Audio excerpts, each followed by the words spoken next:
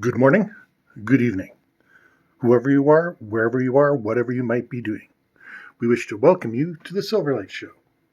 The Silverlight shines to illuminate that which lies hidden in darkness. For those of you tuning in today, we welcome you in. Today's episode was inspired by a conversation I had with a friend. Now, my friend lives out in Saskatchewan, which is a bit of a rural area. And this friend was thinking about relocating. We got into talking, and I mentioned my area and all the advantages it has. And she says, well, are there more job opportunities? And are they less sexist?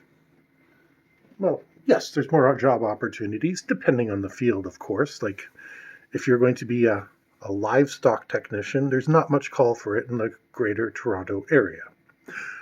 That being said, most jobs like medical technician, IT specialist, stuff like that, yeah, you're more likely to get a job out here than you are going to be in Saskatchewan. Not because they're backwards or anything, it's simply because their infrastructure has not been developed as much yet. But the second question, I really had to pause. Are we less sexist than people in Saskatchewan? See, even for Canadians, that's a tongue twister. This is one I had to really think about. Now, I've spent the past couple decades of my life working in logistics, which gives me a bit of a skewed view. Anything to do with trucking, transportation, etc., still is kind of an old boys club. There are more positions opening to women, and I had plenty of female coworkers over the years, and they were, for the most part, fantastic. One or two, don't know how they got their job, that's another story. But then I started thinking, overall, I cannot say that. The last company that I worked for, good company, the owners were right there. If you had any trouble, the owners had promoted their sons to the key positions because they wanted them to take over eventually. But then I looked at the owners' daughters. One was in accounting, and the other one was basically in third-party logistics. The sons were very capable. Don't get me wrong, this is in no way bashing the sons. But the daughters were equally as capable as what they did. The girl in accounting found things I would have missed in a heartbeat, and I'm not afraid to admit that. And the girl doing third-party logistics was a born leader. But she was overshadowed by the sons. And she was able to come in, make her point, and communicate what she needed to have done, and be back in her office within a couple minutes. Yeah, she'd hang out and chew the fat like anybody else. But I mean, having her as a boss would not have upset the operation in any way, shape, or form. I started thinking further back, and the number of pure peer coworkers, by which I mean people that I work with that were female, are astonishingly low. But even more so, I can only think of one female boss I had over the entire time. And that was because her and her husband had purchased the company. And I don't know if she would have gotten there on her own. That's a personal assessment, not because of her gender, but personal. And I only say that because the way that she ran things could have easily been optimized. But she knew one way to do that, and that was going to be the way that everybody did it.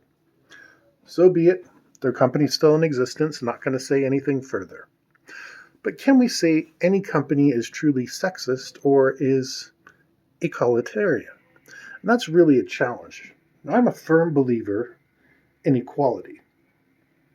I have next door neighbors that are male and female and everything else in between, and one female neighbor I'm pretty fond of, and the other one I'm not very fond of. Not because of her sex, because she's very demanding.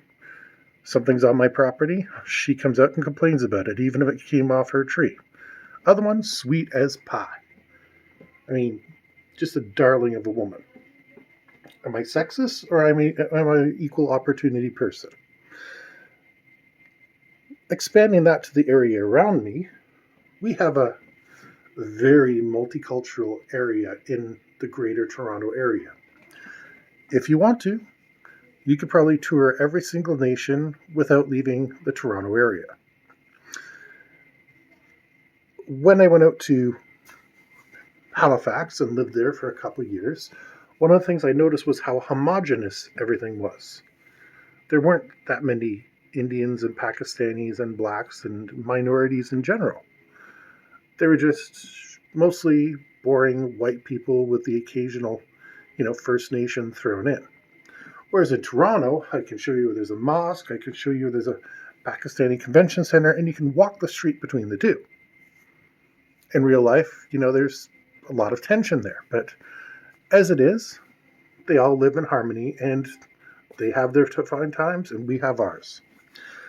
As far as sexism goes, that's the hard part.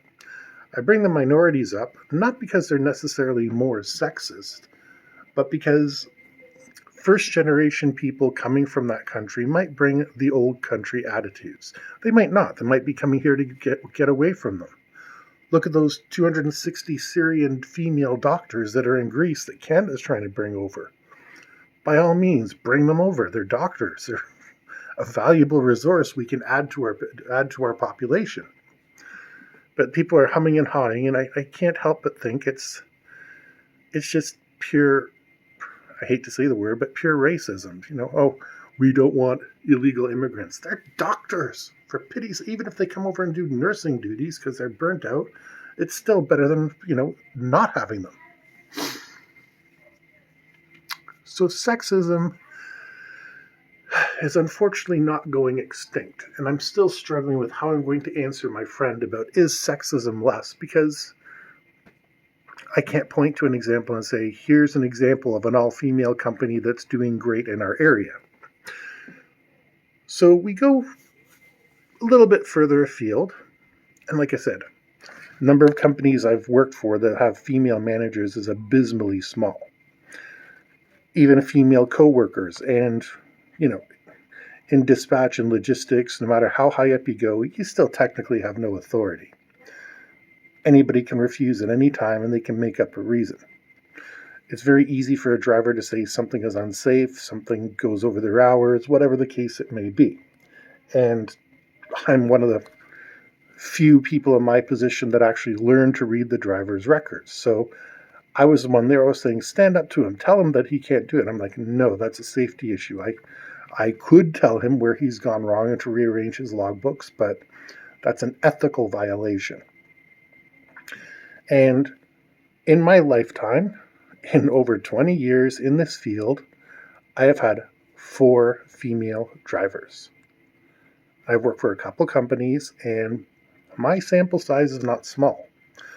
Sorry, 5. The 5th one didn't last very long because she had an older job that was cushy, and then when she moved to the new job, which was actually LTL, she was not prepared. It was, how do I describe it? It's kind of like going from working for Pizza and stepping into Hell's Kitchen.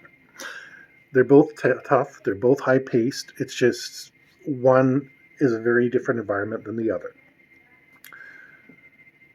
But in 20 years, you'd think I'd see more than 5 female drivers. And forklift drivers, they're a rarity too. 1 crane driver. Women are not interested in going into transportation because, well, there's obviously something holding them back.